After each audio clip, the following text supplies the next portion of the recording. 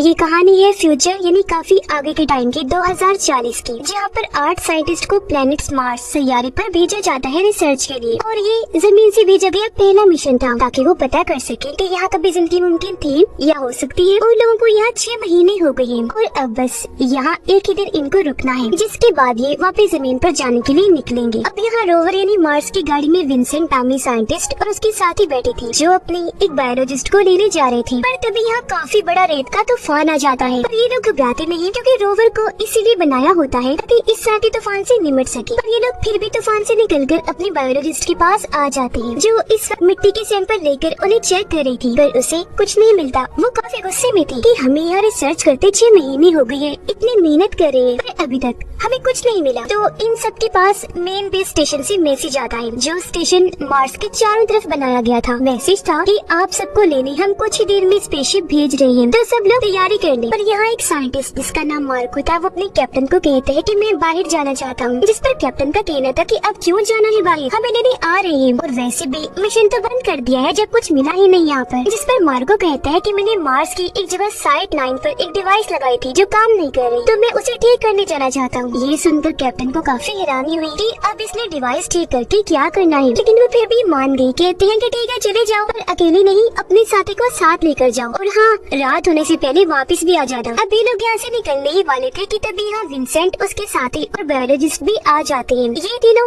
उनसे बात करने की कोशिश करती है, जहाँ मार्को का कहना था कि भी देर हो रही है, मैं जल्दी में हूँ, मुझे डिवाइस ठीक करने जानी है कैसे भी करके। जिस बात से बायोलॉजिस्ट को काफी हैरानी हुई कि मार्को सिर्फ एक डिवाइस ठीक करने के लिए इतनी जल्दी में है। उसे शक हुआ, इसलिए वो मार्को का कंप्यूटर चेक करती है, और जो चीज उसने देखी वो काफी हैरान कन थी, जो वो बाकियों को भी दिखाती है। असल में मार्को को साइट 9 मार्स की उस सतह पर लाइफ फॉर्म मिले थे, यानी कुछ ऐसे जानदार सैंपल जिससे पता चला कि यहाँ जिंदगी मुमकिन हो सकती है। जो देखकर सारे ही काफी हैरान रह गए कि मार्को डिवाइस को ठीक करने वाला बहाना बनाकर गया है। उसने हम लोगों को ये बात क्यों नहीं बताई। फिर थोड़ी और बातचीत करने पर ये अंदाजा लगा लेते हैं कि असल में वो इस खोज का सारा क्रेडिट खुद लेना चाहता है, जब तो इतनी जल्दी में गया वहाँ। अब ये जानकर कैप्टन मार्को के रोवर में कॉल करता है, जहाँ पर मार्को का साथी फोन उठाता है, क्योंकि वो अंदर था जबकि मार्को बाहर, क्योंकि वो अभी भी वहाँ साइड पर टेस्टिंग कर रहा था। वो मिट्टी लेता है, जिसको टेस्ट करने पर सच में ऐसे सैंपल उसके हाथ लग गए थे जिससे यहाँ जिंदगी मुमकिन हो सकती थी। और अपने ये कामयाबी देखकर मार्को काफी खुश हो जाता है। वो ये बात अपने साथी को बताने ही वाला था कि तभी वो जगह जहाँ मार्को खड़ा था वो जमीन नीचे धंस जाती है, और वो एक काफी बड़े होल में जाके गिरता है, जो इन लोगों ने ये ड्रिलिंग खुदाई करके बनाया था। ये देख उसका साथी काफी घबरा गया, जल्दी से उतरकर बाहर आता है। फौरन उसने अपने बेस पर भी इस बारे में बता दिया था। जहाँ थोड़ी देर के बाद कैप्टन अपनी एक साथी के साथ आ जाती है, जो डॉक्टर थी, और क्योंकि वो मार्को की काफी अच्छी दोस्त थी, इसीलिए उसके साथी पर गुस्सा करती है कि तुमने उसे गिरने से बचाने के लिए कुछ क्यों नहीं किया। और कैप्टन को कहती है कि मैं जल्द से जल्द नीचे जाना चाहिए ताकि मार्को को बचा सके। जिस पर कैप्टन का कहना था कि ये होल काफी गहरा है, और मेरा नहीं ख्याल कि इतनी ऊंचाई से गिरने पर मार्को बचा होगा, और हमारे पास नीचे जाने का कोई इंतजाम भी नहीं। हम पहले अपनी बेस पर जाएंगे, वहाँ से मेन स्टेशन पर राब्ता करके फिर यहाँ वापस आएंगे, जिसके बाद हॉल में भी चले जाएंगे मार्को को बचाने के लिए। इस पर डॉक्टर कहती है कि आप दोनों चले जाओ बेस पर, मैं यही रुकूंगी, क्योंकि मुझे लगता है जब तक हम वापस आएंगे देर हो जाएगी, और मैं खुद ही किसी तरह कोशिश करती हूँ नीचे जाने की। कैप्टन उसकी बात मान गई, इसलिए वो और मार्को का साथी बेस पर वापस आ जाते हैं। इस बारे में पहले यहाँ के लोगों को और फिर स्टेशन पर भी बता देते हैं। तब स्टेशन वाले कहते हैं कि आप अपने टूल्स औजार वगैरह लेकर जाएं वहाँ, और मार्को को ढूंढने की कोशिश करें। अगर वो जिंदा मिल गया तो ठीक है, अच्छी बात है, पर अगर उसकी मौत हो गई हुई तो लाश को भी ले आना। जिसके बाद हम मार्को की ये लाइफ फॉर्म वाली खोज को दुनिया के सामने ले आएंगे। अब मार्को का साथी और बायोलॉजिस्ट यही बेस पर रुक गए, जबकि कैप्टन बाकियों को लेकर उसी जगह साइट 9 के लिए निकल जाती है। उधर डॉक्टर हॉल के अंदर देखने की कोशिश करती है, पर देख नहीं पाती, क्योंकि वहाँ से धुएं जैसी भाप निकल रही थी। इसलिए वो वापस रोवर में आकर बैठ जाती है, पर तभी उसे बाहर से आवाजें आने लगी, जैसे कोई रोवर के अंदर आने की कोशिश कर रहा है।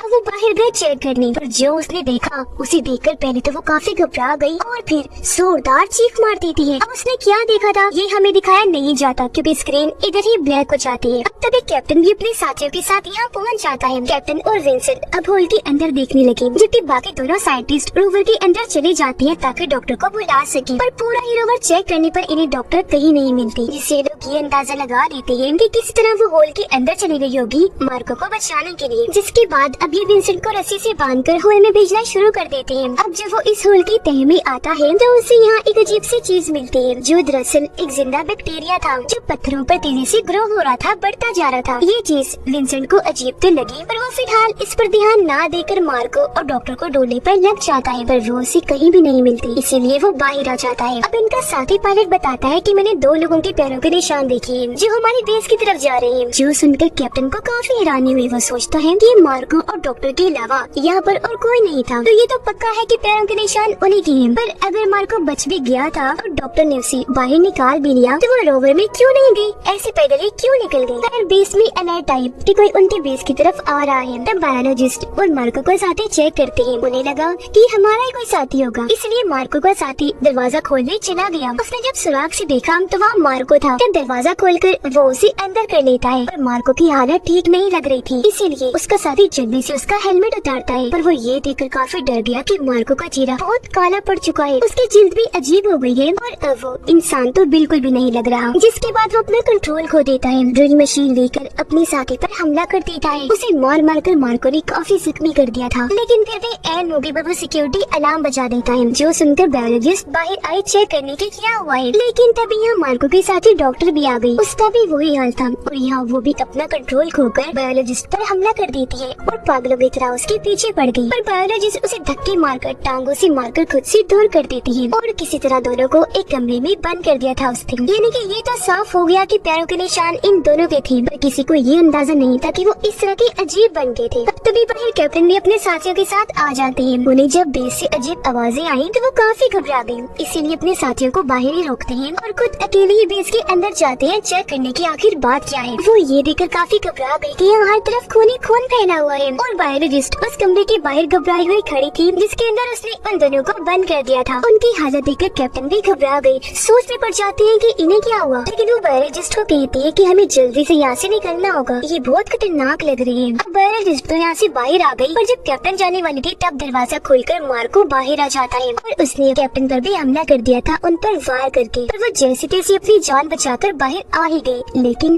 काफी जख्मी थे। कैप्टन और बायोलॉजिस्ट सबको उन दोनों के बारे में बताते हैं, पर किसी को भी उनकी बातों पर यकीन नहीं हो रहा था। पर जब उन्होंने होल से खुद देखा तो वो मार्को और डॉक्टर की ऐसी हालत देखकर काफी डर गए। अब क्योंकि कैप्टन काफी जख्मी थे इसलिए लोग उन्हें जल्दी से दूसरी बेस में ले गए। उन्हें लिटा दिया जाता है और यहाँ विंसेंट के साथ ही उनका इलाज करने लगे जो एक डॉक्टर थी। कैप्टन बताते हैं कि मेरी हालत बिगड़ती जा रही है, मैं अजीब तरीके से चीजें भूल रहा हूँ, मुझे बहुत प्यास भी लग रही है। ये सुनकर पायलट उन्हें पानी पिलाने लगा, पर तभी कैप्टन भी काबू होकर उसका गला पकड़ लेते हैं जो लाख छुड़वाने पर भी नहीं छोड़ रहे थे, जिसका मतलब कि वो भी अपना कंट्रोल खोकर मार्को और डॉक्टर जैसे बन रहे हैं, जो दरअसल एक वायरस की वजह से हो रहा है, जिसकी वजह वो बैक्टीरिया था जो होल में मिला था जहाँ मार्को गिरा था। वो उससे इन्फेक्टेड हो गया था, उसके लपेट में आ गया, तो जिस पर भी वो हमला करेगा काटेगा वो इंसान भी इस वायरस से इन्फेक्टेड हो जाएगा। यानी कि मार्को ने डॉक्टर को काटा होगा तो वो भी उसकी जैसी हो गई और ऐसे ही वायरस फैलता है। अब जब ये सारे पायलट को कैप्टन से छुड़वा रही थी तो इस बीच कैप्टन की मौत हो जाती है, इसलिए बायोलॉजिस्ट कैप्टन के हाथ पांव बांध देती है, क्योंकि अब तक उसे अंदाजा हो गया था कि ये वायरस इतना खतरनाक है कि इससे इन्फेक्टेड इंसान दोबारा जिंदा होकर हमला कर देता है।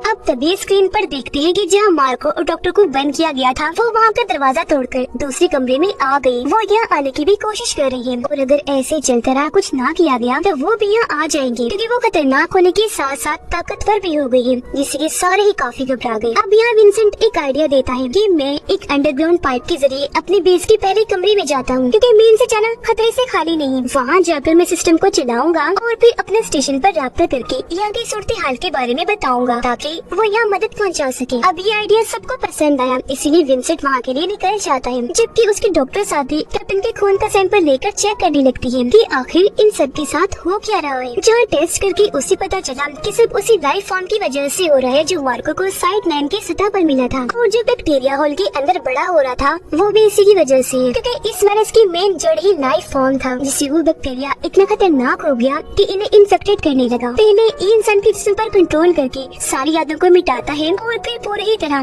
दिमाग को भी अपने कंट्रोल में कर लेता है। क्योंकि इंसान जमीन पर रहती है, वहाँ के माहौल की आदी है, इसलिए यहाँ का वायरस उन्हें इस हद तक इन्फेक्टेड कर रहा है। फिर अभी लोग अपना दिमाग लगाकर इस वायरस को थोड़ा बहुत चेंज करके एंटीडोट बनाते हैं, यानी वायरस का तोड़, और उसी कैप्टन को लगाते हैं टेस्ट करने के लिए। जहाँ इन्हें पता चला कि ये काम कर रहा है, क्योंकि कैप्टन के सेल्स में जो वायरस डबल हो रहा था वो प्रोसेस अब रुक गया था, जो देखकर इन्हें अब थोड़ा सुकून का सांस आता है। उधर विंसेंट पहले कमरे में पहुँच गया था, जहाँ वो सिस्टम को ठीक करके दोबारा से चलाकर स्टेशन पर मैसेज भेजने में लग जाता है। पर तभी यहाँ लाइट्स बंद होना शुरू हो गई, जिससे सिस्टम ऑन होने से पहले ही रुक गया। ये देखकर विंसेंट बाहर जाता है ताकि गड़बड़ी को देख सके, जहाँ उसे पता चला कि मार्को का साथी, जिस पर अंदर आते ही मार्को ने ड्रिल मशीन से हमला कर दिया था, वो भी इस वायरस से इन्फेक्टेड हो गया है और अपना कंट्रोल खोकर वो मेन सिस्टम में छेड़छाड़ कर रहा था। वो जैसे विंसेंट को देखता है उसकी तरफ भागने लगा। तब ये देखकर मार्को और डॉक्टर भी उसी तरफ आने लगे। अब विंसेंट की जान को खतरे में देखकर उसके साथी आवाज कर देती है, जिससे वो दोबारा उनके दरवाजे के पास ही आ गई, जो देखकर बायोलॉजिस्ट होल से उन पर इस एंटीडोट का स्प्रे कर देती है, जिससे वो लोग कमजोर होकर नीचे गिर जाती हैं। और तब तक विंसेंट भी पाइप के जरिए इसी कमरे में वापस आ जाता है, जिसके पीछे पीछे मार्को का इन्फेक्टेड साथी भी आ गया। अब यहाँ बायोलॉजिस्ट उन सबकी जान बचाने के लिए मार्को के साथी का ध्यान अपनी तरफ करके उन सबको बाहर जाने का कहती है। अब पायलट साथी गेट पर था,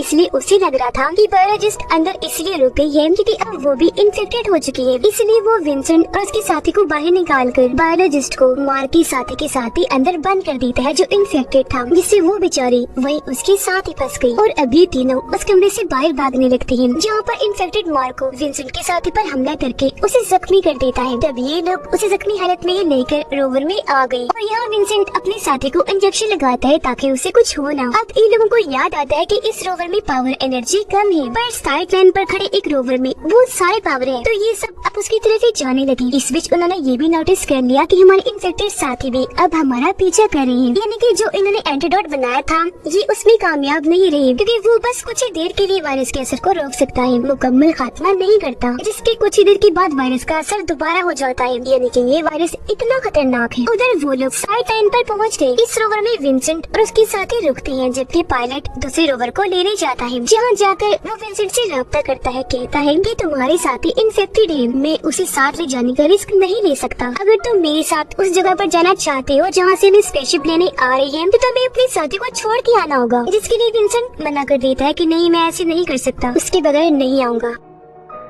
तो अब पायलट अकेला ही रोवर को लेकर निकल जाता है। विंसेंट को उसकी इस हरकत पर बहुत गुस्सा आ रहा था, पर वो फिर भी इसी रोवर के साथ अपने साथी को लेकर आगे बढ़ता रहा। ऐसे यहाँ पर से तूफान आ गया और क्योंकि रात थी तो ये लोग यही सो जाते हैं। सुबह को जब विंसेंट की आँख खुली तो वो देखता है कि मेरी साथी मुझे बचाने के लिए अकेली ही रोवर से उतर गई है और अब वो पैदल आगे बढ़ रही है, क्योंकि उसे पता है कि मैं भी इन्फेक्टेड हूँ, तो कभी विंसेंट को नुकसान न पहुँचा दूँ। वो उसे दूर जाके खुद को खत्म करना चाहती थी, पर उसके पैरों के निशानों का पीछे करते हुए विंसेंट रोवर को उसके पीछे ले जाने लगा। कुछ दूरी पर वो उसे मिल गई, तब विंसेंट उसे रोकने के लिए रोवर से उतरकर उसकी तरफ भागने लगा, पर उसे बचाने के लिए वो यहाँ अपना हेलमेट उतार देती है, जिस वजह से वो पूल तड़पने लगी। विंसेंट जल्दी से आकर उसे संभालता है, पर वो उसके हाथों में ही दम तोड़ देती है, जिससे विंसेंट को दुख तो बहुत होता है, लेकिन अगले ही पल उसकी दोस्त इन्फेक्टेड होकर जागी, जो अब विंसेंट पर हमला कर देती है। जहाँ विंसेंट अब ना चाहते हुए भी उसके ही हेलमेट से अपने साथी पर हमला कर देता है। वो उसे हेलमेट से इतना मारता है कि उसकी जान ही चली जाती है। अब तब तक मेन स्टेशन से एक शिप इन्हें लेने के लिए निकल चुकी थी, जिसे दूर से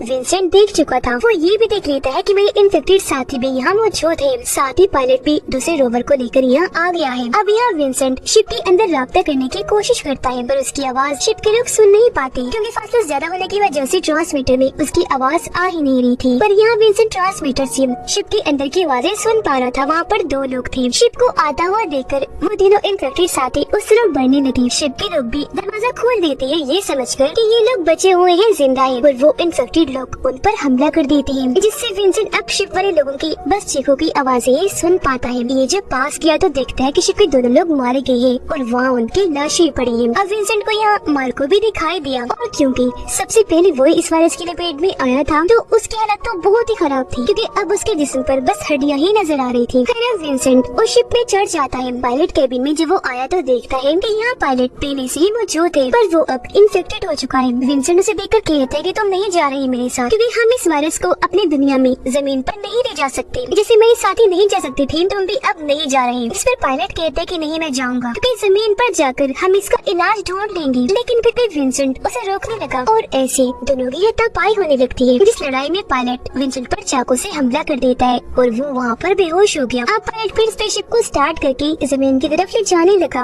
इतनी ही देर में विंसेंट को होश आ गई। वो पीछे से आकर उसे रोकने की कोशिश करने लगा। वो उसे अपने हेलमेट वाले सर से मार मार कर जख्मी कर देता है, जिसके बाद दरवाजा खोलकर उसे बाहर आसमान में फेंक देता है। लेकिन अब यहाँ इस शिप में बस कुछ ही मिनट्स का पेट्रोल बचा था, जिसके बाद विंसेंट यहाँ मेन स्टेशन पर मैसेज भेजने लगता है कि बड़े अफसोस के साथ कहना पड़ रहा है कि हमारी पूरी टीम मर चुकी है, एक ऐसे वायरस की वजह से जो यहाँ लाइफ फॉर्म से लगा और फिर ऐसे ही सब में फैलता गया। आगे वो बताता है कि इस शिप में भी बस कुछ ही मिनट्स का पेट्रोल बचा है, पर खाना बहुत है। मैं तब तक इंतजार कर सकता हूँ जब तक आप मुझे बचाने नहीं आ जाते, पर मैं ऐसा नहीं चाहता कि मैं बचूं, आप लोग मुझे बचाने आए, क्योंकि मुझे लगता है कि अब ये वायरस मेरे अंदर भी आ चुका है और हम इसका एंटीडोट बनाने में भी नाकाम रहे, क्योंकि वो सिर्फ कुछ ही देर के लिए काम करता है। अब मैं मरना चाहता हूँ ताकि जमीन पर आकर मेरी वजह से ये वायरस फैल ना जाए। मैं सबके लिए खतरा नहीं बन सकता, क्योंकि कुछ नहीं कहा जा सकता कि इसका कोई इलाज भी हो सकता है या नहीं। तो प्लीज मेरा मशवरा ये है कि आप लोग मुझे बचाने ना आए। और अब वो अकेला ही इस शिप में अपनी मौत का इंतजार करने लगा, अकेला ही बैठकर अपनी जिंदगी के और यहाँ पर गुजारे हुए पलों को याद करने लगा, सबकी मौत पर। और अब उसके साथ जो होना था